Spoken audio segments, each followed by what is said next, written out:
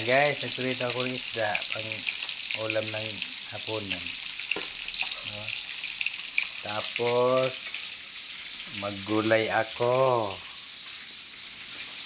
Subaka ng pinirito. Ito. Subak yan. Yan.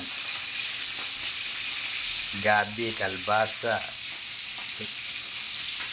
Nagbati. Subaka ng pinirito. Bisahon. Lauoy. Bisa.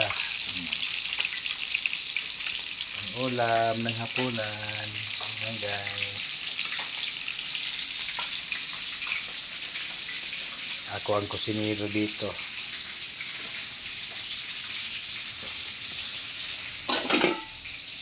Mayroon pang pangpahaba ng buhay.